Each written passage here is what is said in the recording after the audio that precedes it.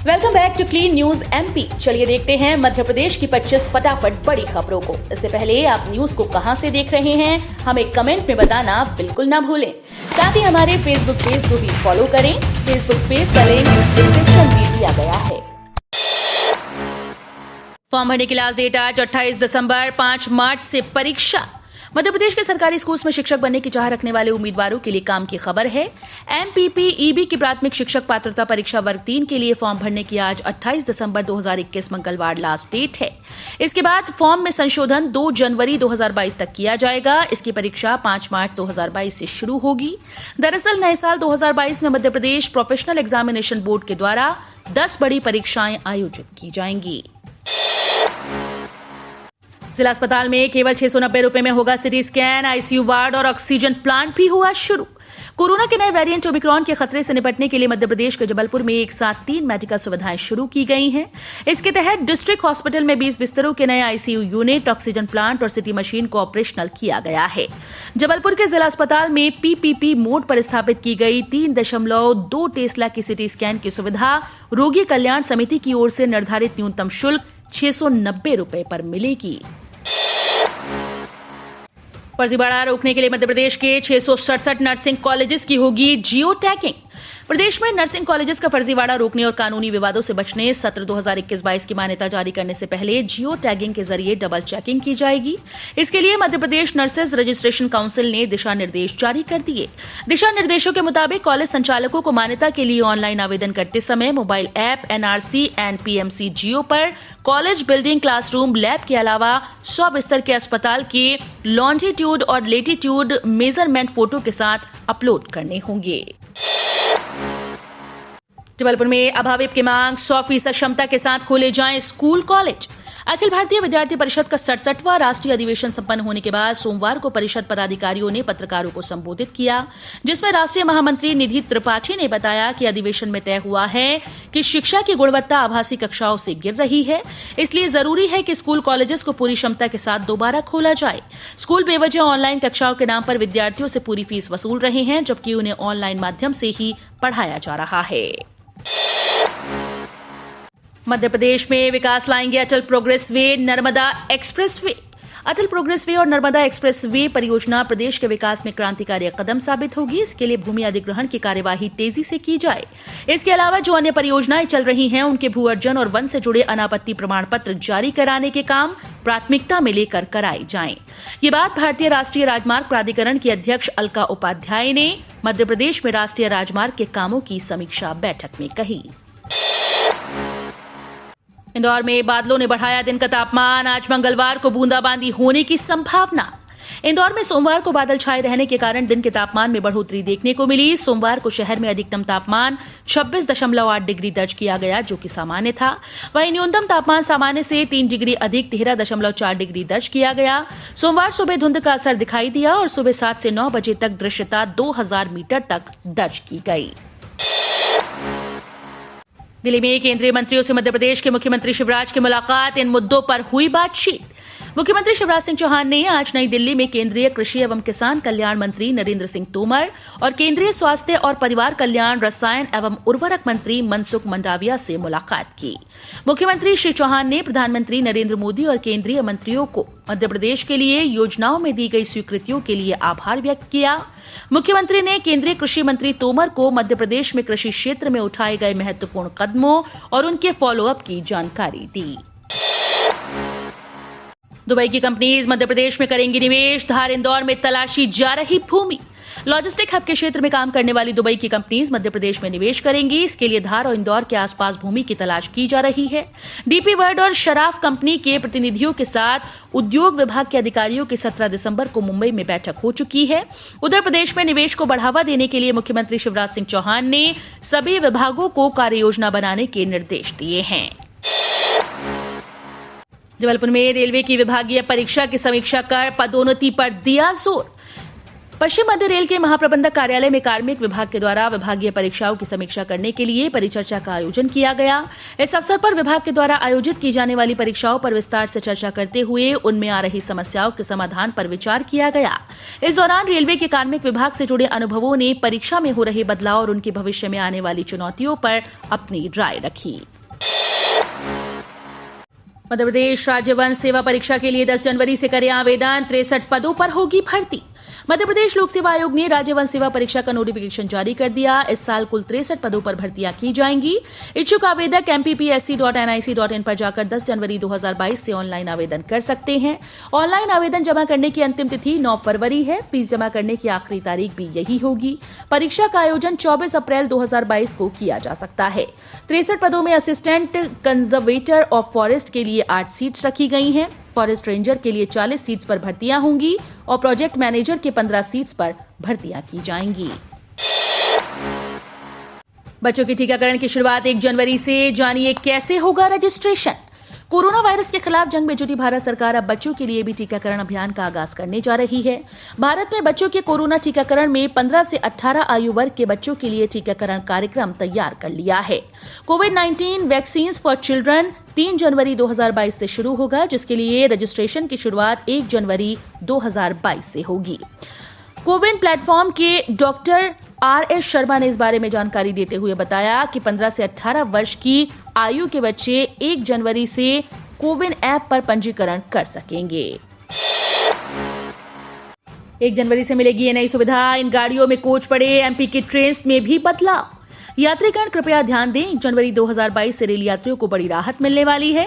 भारतीय रेलवे 1 जनवरी 2021 से 20 जनरल डिब्बों पर अनारक्षित टिकट के जरिए यात्रा करने का मौका दे रहा है। यानी नए साल 2022 में अब आप अनारक्षित टिकट पर सफर कर सकेंगे। यात्री नए साल पर लखनऊ इंटरसिटी और कृषक एक्सप्रेस समेत 10 जोड़ी ट्रेन में जनरल टिकट के जरिए सफर कर सकेंगे। प्रदेश में जैविक और प्राकृतिक कृषि को बढ़ावा देने की मुहिम। खेती में रसायनों के अत्यधिक इस्तेमाल का असर लोगों के स्वास्थ्य पर पड़ रहा है। इससे होने वाली बीमारियों के रोकने के लिए अब प्रदेश में जैविक और प्राकृतिक कृषि को बढ़ावा देने की कवायद तेज हो गई। प्राकृतिक खेती के लिए प्रदेश में करीब 99,000 हेक्टेयर कृषि भूमि का चयन कर लिया गया है। इस बारे में प्रदेश के किसान कल्याण और कृषि विकास मंत्री कमल पटेल ने बताया कि लोगों का स्वास्थ्य किस तरह गिर चुका है। पहले कभी महीनों में 3-4 मामले बड़ी बीमारियों में सहायता के आते थे, लेकिन अब इतने ही मामले प्रतिदिन आने लगे हैं। MP बोर्ड के स्टूडेंट्स के लिए 15 जनवरी तक मौका। मध्य प्रदेश में कक्षा 10वीं और 12वीं के छात्र परीक्षा फॉर्म में 15 जनवरी तक ऑनलाइन सुधार कर सकते हैं। इसके लिए पहले 15 दिसंबर तक अंतिम तारीख तय कर दी गई थी और अब इसे 15 जनवरी तक के लिए बढ़ा दिया गया है। छात्रों के लिए ये अहम जानकारी है कि जिस कियोस्क से उन्होंने परीक्षा फॉर्म भरा था, उसी पर जाकर अपने फॉर्म में संशोधन कर सकते हैं।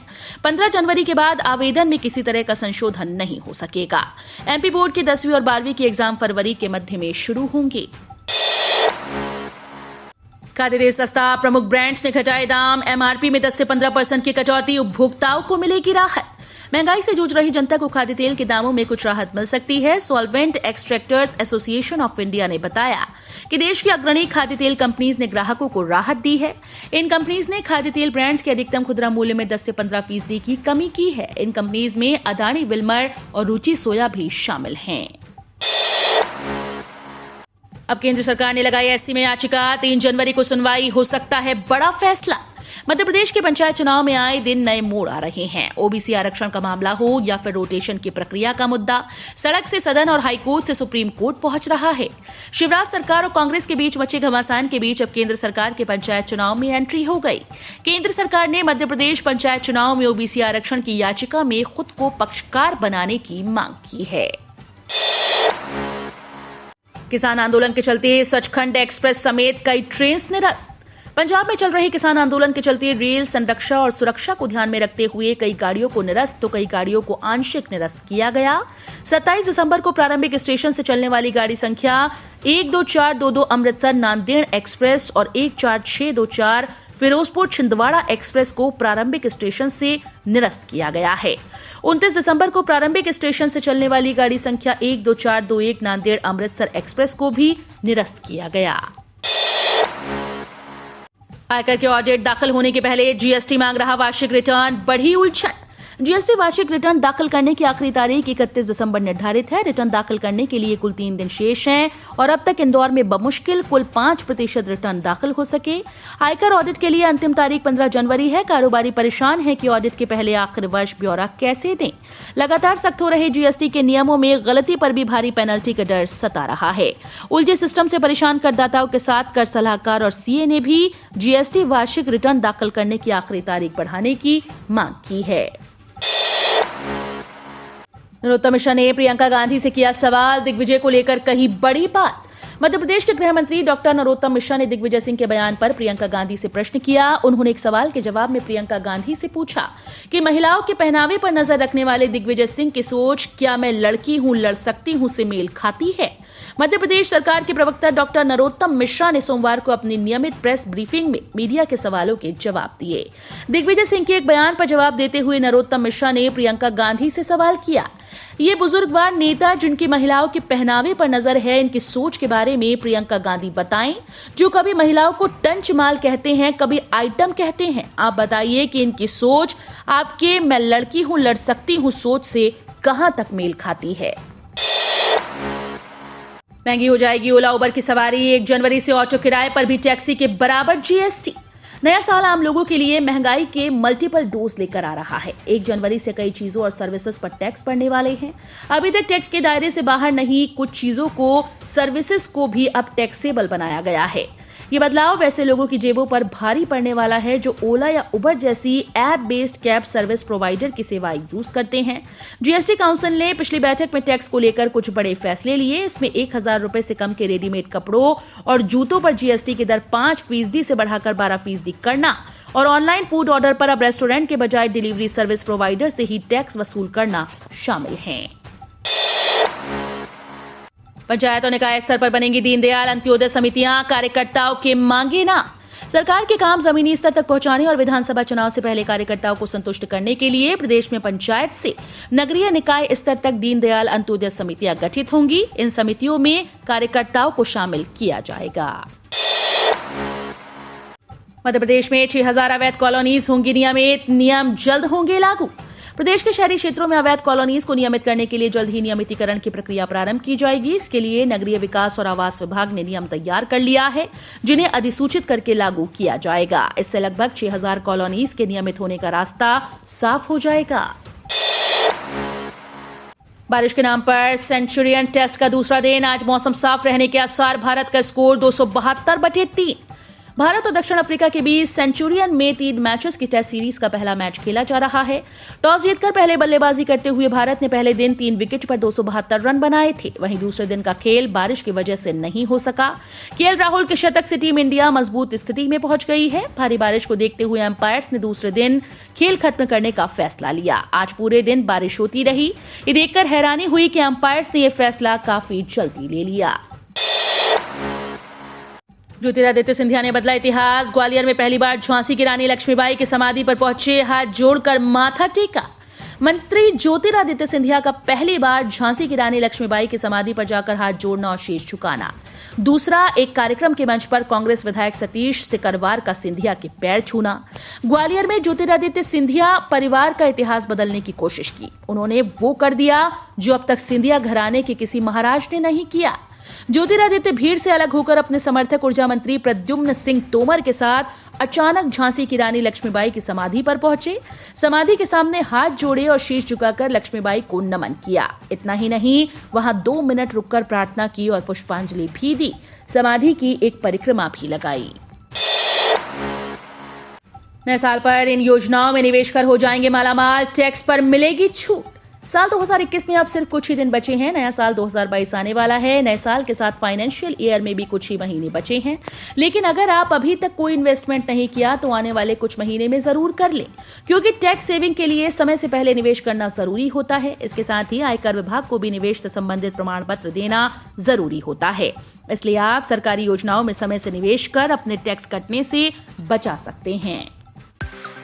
हम रोज ऐसे ही न्यूज लाते रहेंगे। आपने अभी तक क्लीन न्यूज एमपी को सब्सक्राइब नहीं किया है तो फटाफट सब्सक्राइब कर लें। साथ ही बेल आइकन को दबाना बिल्कुल ना भूलें ताकि कोई लेटेस्ट अपडेट मिस ना हो।